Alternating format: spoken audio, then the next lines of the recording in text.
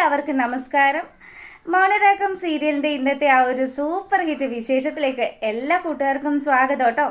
അങ്ങനെതാ നമ്മുടെ കിരൺ മനുവിനെ എടുത്ത് കൊടയും എന്നുള്ള ആ ഒരു അവസ്ഥ വരുമ്പോഴത്തേക്കിനും നമ്മുടെ മനോഹരൻ ജീവനും കൊണ്ട് ഓടുകയാണ്.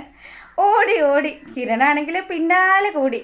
അങ്ങനെ അവനൊരു ഫ്ലാറ്റിൽ കയറി. അപ്പോൾ പണിയൊക്കെ നടക്കുന്ന ഒരു ഫ്ലാറ്റ് ആയതുകൊണ്ട് തന്നെ നമ്മുടെ മനു അവിടെ ഒരു സ്ഥലത്ത് പോയി ഒളിച്ചിരിക്കുകയാണ്.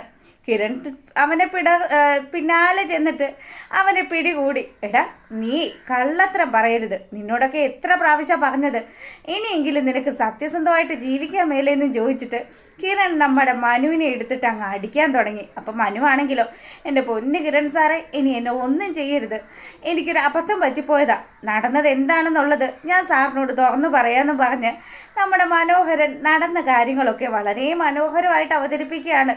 അപ്പം ഇതൊക്കെ കേട്ട് കഴിയുമ്പം തൻ്റെ താരാൻ്റിയുടെ ജീവിതത്തിൽ ശാരിയും അതുപോലെ തന്നെ ഈ മനുവും കൂടി ചെയ്തു വെച്ചിരിക്കുന്ന കാര്യങ്ങളൊക്കെ കേട്ട് കഴിയുമ്പം നമ്മുടെ കിരണിന് വലിയ വിഷമമൊക്കെ ആയി. എടാ, മിണ്ടാപ്രാണിയായിട്ടുള്ള ആ ഒരു സ്ത്രീ അവർ മരിച്ചിട്ടില്ലെന്ന് നിനക്ക് അന്നേരം ബോധ്യപ്പെട്ടതാണെങ്കിൽ ആ സമയത്ത് അവരെ നിനക്ക് രക്ഷിക്കായിരുന്നില്ലേ? ഏതെങ്കിലും ഒരു ആശുപത്രിയിലാക്കിയിരുന്നെങ്കിൽ അവർക്ക് ഇങ്ങനെയുള്ളൊരവസ്ഥ വരില്ലായിരുന്നല്ലോ എന്നൊക്കെ പറഞ്ഞ് നമ്മുടെ കിരൺ ഇങ്ങനെ മനുവിനെ വീണ്ടും വീണ്ടും ഹരാസ് ചെയ്തുകൊണ്ടിരിക്കുകയാണ്. മനു നമ്മുടെ കിരണിൻ്റെ അടിയൊക്കെ കൊണ്ട് തകർന്നിരിക്കുന്ന ഒരവസ്ഥയിൽ അവസാനം രണ്ട് കൈയും കൂപ്പിയിട്ട്, എൻ്റെ പൊന്നു കിരൺ സാറേ, ഇനി എന്നെ ഒന്നും ചെയ്യരുത്, എനിക്ക് ആരുമില്ല എന്നെ നോക്കാനെന്നൊക്കെ പറഞ്ഞിട്ട് മനു ഒരേ കരച്ചിൽ കരയാണ്.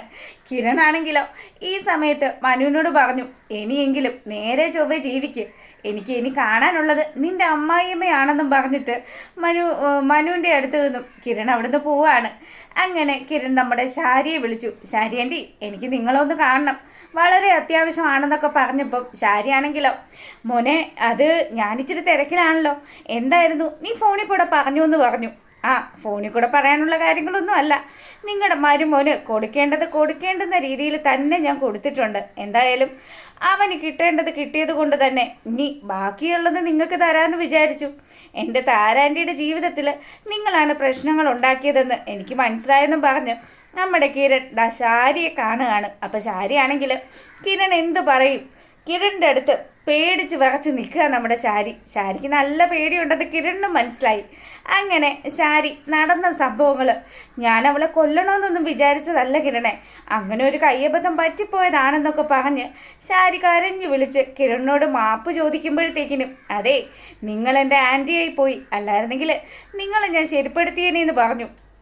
നിങ്ങളുടെ മരുമോനുണ്ടല്ലോ, അവൻ എഴുന്നേക്കാൻ മേലാത്ത അവസ്ഥയിൽ നിങ്ങളുടെ വീട്ടിലേക്ക് വരും, അവൻ ഏതെങ്കിലും ഒരു ആയുർവേദശാലയിൽ കൊണ്ടുപോയി തിരുമിക്കാൻ പറഞ്ഞു കിരൺ. അങ്ങനെ അവൻ അവിടുന്ന് ദേഷ്യപ്പെട്ട് ശാരിയോട് നല്ലതുപോലെ തന്നെ ചൂടായിട്ട്, ഇനി ഞാൻ ഏത് രീതിയിൽ പ്രതികരിക്കുമെന്ന് പറയാൻ പറ്റില്ല എന്നൊക്കെ പറഞ്ഞ് അവളെ ഭീഷണിപ്പെടുത്തിയിട്ട് കിരൺ അവിടുന്ന് പോരുകയാണ്. അങ്ങനെ നമ്മുടെ ശാരി വളരെ വിഷമത്തോടു കൂടി കാറിൽ കയറി തിരിച്ച് വീട്ടിലേക്ക് പോകുന്ന ആ ഒരു സമയത്ത് മനു നടക്കാൻ മേലാത്ത അവസ്ഥയിൽ റോഡിലൂടെ ഇങ്ങനെ നടന്നു വരുന്ന കാഴ്ച അത് കണ്ടതും, എടാ വണ്ടി നിർത്തടാ, ദേ മനുമോനാണല്ലോ വരുന്നതെന്നും പറഞ്ഞ് നമ്മുടെ ശാരി വണ്ടിയിൽ നിന്ന് ചാടി ഇറങ്ങി. എന്നിട്ടോ റോഡ് മുറിച്ചു കടന്ന് അപ്പുറത്ത് പോയിട്ട് നമ്മുടെ മനു ആണെങ്കിലോ, ഈശ്വര, ഇതാരേ വരുന്നതെന്ന് പോലും മനസ്സിലാകാത്ത ഒരവസ്ഥ. അങ്ങനെ നമ്മുടെ മനു പേടിച്ച് വരണ്ട് നിൽക്കുമ്പോഴത്തേക്കിനും, മോന് നിനക്ക് എന്താടാ പറ്റിയത്? ഓ, എന്തു പറ്റാനാ അമ്മയുടെ കൂടെ ചില കാര്യങ്ങൾക്കൊക്കെ കൂട്ടു നിന്നില്ലേ, അതിനുള്ള ശിക്ഷ എനിക്ക് കിരൺ തന്നതാണെന്നും പറഞ്ഞ് നമ്മുടെ മനു ഒരേ ബഹളമാണ്. എന്നാലും ശാരിയാണെങ്കിലോ, പോട്ടെ മോനെ, എന്ത് ചെയ്യാനാ, അവൻ അങ്ങനെയുള്ള ഒരുത്തനായി പോയില്ലേ, പിന്നെ അമ്മയ്ക്ക് വേണ്ടിയിട്ട് മോൻ ഇത്രയും ത്യാഗമൊക്കെ ചെയ്ത സ്ഥിതിക്ക് മോനെ, അമ്മ നിന്നോട് ക്ഷമ ചോദിക്കുക. പിന്നെ എൻ്റെ സ്വർണവും അതുപോലെ എൻ്റെ പണമൊക്കെ വിറ്റിട്ടാണെങ്കിലും, സ്വർണവും പണവും ഒക്കെ നൽകിയിട്ടാണെങ്കിലും നിന്നെ ഞാൻ പിടിച്ചു നിർത്തിയിരിക്കും, നീ വിഷമിക്കേണ്ട എന്നൊക്കെ പറഞ്ഞിട്ട് ശാരി ഇങ്ങനെ 2-3 ഡയലോഗ് അടിക്കുന്ന ആ ഒരു സമയം നമ്മുടെ മനുവിൻ്റെ മനസ്സിൽ ഒന്നല്ല 1000 ലഡു പൊട്ടുകയാണ്. എന്തായാലും അവൻ ആഗ്രഹിക്കുന്നത് 2 അടി കിട്ടിയാൽ എന്ത്, അപ്പം ശാരി ആൻറ്റി പൂത്തി വെച്ചിരിക്കുന്ന സ്വർണവും പണവും ഒക്കെ തനിക്ക് അടിച്ചു മാറ്റാമല്ലോ എന്നുള്ളൊരു ചിന്തയാണ് നമ്മുടെ മനുവിൻ്റെ മനസ്സിലൂടെ മിന്നി മറയുന്നത്. അങ്ങനെ മരുമോനെയും കൂട്ടി ഒരു ആശുപത്രിയിലൊക്കെ പോയി തിരികെ വീട്ടിലെത്തുകയാണ്. അപ്പം അമ്മായിയമ്മയും മരുമോനും കൂടി വരുന്ന ആ ഒരു കാഴ്ച അത് ഭയങ്കര ദയനീയം തന്നെയാണ്. നമ്മുടെ സരയെ നോക്കുമ്പോഴാണെങ്കിലോ, അമ്മേ, എന്താ അമ്മേ മനുവേട്ടന് പറ്റിയത്? മനുവേട്ടൻ എന്താ ഇങ്ങനെ നടക്കാൻ പറ്റാത്ത രീതിയിൽ വരുന്നത്? ഒന്നും പറയണ്ട മോളെ, ഒരബദ്ധം പറ്റിപ്പോയതാണ്. കിരണിൻ്റെ ആൾക്കാരായിരിക്കും, കിരണിൻ്റെ അല്ലെങ്കിൽ സേനൻ്റെ ആൾക്കാരായിരിക്കും മനുവിനെ ഈ വിധത്തിലാക്കിയത് എന്നൊക്കെ പറഞ്ഞിട്ട് നമ്മുടെ ശാരി ഇങ്ങനെ സങ്കടപ്പെട്ട് സരുവിൻ്റെ അടുത്ത് നടന്ന കാര്യങ്ങളൊക്കെ പറയുകയാണ്. അപ്പോൾ ആ സമയമാണെങ്കിലോ ചാരിയേട് നമ്മുടെ സരയു പറഞ്ഞു, അതെ നമ്മുടെ മനുവേട്ടനും അത്യാവശ്യം പൈസയൊക്കെ ഉള്ളതല്ലേ, ഇതുപോലെ രണ്ടാൾക്കാരെ വിട്ട് അവനിട്ട് രണ്ടടി അടുപ്പിക്കണം. ഇനി എന്തായാലും ഈ സരയു ഇതൊന്നും കണ്ട് ക്ഷമിക്കുമെന്ന് തോന്നുന്നില്ല എന്നും പറഞ്ഞ് സരയുവിനെയും കൂട്ടി നമ്മുടെ മനു അകത്തേക്ക് പോവാ.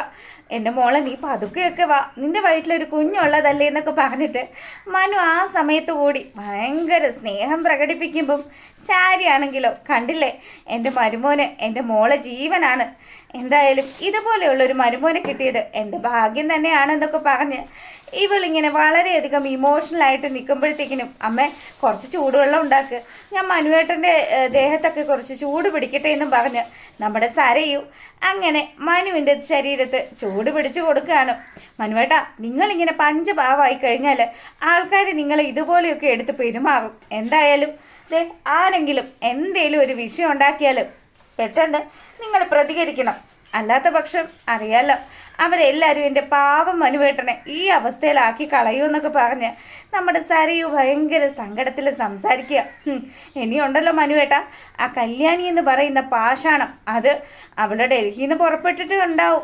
മിക്കവാറും അവൾ ഇന്നോ നാളെയൊക്കെ ആയിട്ട് നാട്ടിലെത്തും. ഇനി അവളുടെ ആ ഒരു മോന്തയും കൂടി കാണണമല്ലോ, അവർക്ക് വിജയം മാത്രമേ ഉണ്ടാവുന്നുള്ളൂ എന്നൊക്കെ പറഞ്ഞ് സരയു ഇങ്ങനെ സങ്കടപ്പെടുകയാണ്. ആ സമയം മനു ആണെങ്കിലോ പോട്ടെ മോളു, ഇത്രയല്ലേ പറ്റിയുള്ളൂ, എന്തായാലും ഇനി കിരണിനോടും അതുപോലെ തന്നെ അവൻ്റെ അച്ഛനോടും ഒന്നും നമ്മൾ ആവശ്യമില്ലാതെ വഴക്കുണ്ടാക്കണ്ട എന്നൊക്കെ പറഞ്ഞ് കിരൺ അവളെ ആശ്വസിപ്പിക്കുകയാണ്. ഈ സമയത്താണെങ്കിലും ആ കല്യാണി അവൾ വരുന്ന ആ ഒരു ഫ്ലൈറ്റ് അതൊന്ന് പൊട്ടിത്തെറിച്ചിരുന്നെങ്കിൽ സമാധാനമായേനെ, അവൻ്റെ ആ ഒരു അഹങ്കാരം തീർന്നു കിട്ടിയേനെ എന്നൊക്കെ പറഞ്ഞ് സരയും ഇങ്ങനെ പെറുപെറുത്തോണ്ടിരിക്കുക. എൻ്റെ പൊന്നു മോളെ നല്ലതുപോലെ വേദനിക്കുന്നുണ്ട്, നീ ഒന്ന് പതുക്കെ പിടിക്കെന്നും പറഞ്ഞ് മനു ആണെങ്കിൽ അവിടെ കിടന്നിട്ട് ഒരേ വേദന അനുഭവിക്കുകയാണ്. ഈ സമയമാണെങ്കിലോ ശാരി കണ്ടില്ലേ എൻ്റെ മോനും മരുമോളും തമ്മിൽ, മരുമോളല്ല എൻ്റെ മോനും അതുപോലെ തന്നെ എൻ്റെ മോളും തമ്മിൽ എത്ര സ്നേഹത്തിലാണ് ജീവിക്കുന്നത്, ഇതുപോലെയുള്ള ഒരു മോനെ കിട്ടാനായിട്ട് പുണ്യം ചെയ്യണമെന്നൊക്കെ പറഞ്ഞ് പുള്ളിക്കാരി ഇങ്ങനെ ആലോചിച്ച് നിൽക്കുമ്പോൾ വരികയാണ് നമ്മുടെ കിരൺ. എന്തായാലും ശാരിയെ പിടിച്ച് തകർക്കുന്ന രീതിയിൽ കിരണിൻ്റെ ആ ഒരു വരവ്, ആ വരവിൽ പേടിച്ച് വരണ്ട് നിൽക്കുന്ന ശാരിയെ കാണിച്ചുകൊണ്ടാണ് നമ്മുടെ മൗനരാഗത്തിൻ്റെ ഇന്നത്തെ വിശേഷം അവസാനിക്കുന്നത്. അപ്പോൾ നിങ്ങൾക്ക് ഇഷ്ടപ്പെട്ടിട്ടുണ്ടെങ്കിൽ ഒന്ന് ലൈക്ക് ചെയ്തേക്കണേ. എല്ലാവർക്കും നല്ലൊരു ദിവസം ആശംസിക്കുകയാണ്. അപ്പോൾ ഓക്കെ, താങ്ക്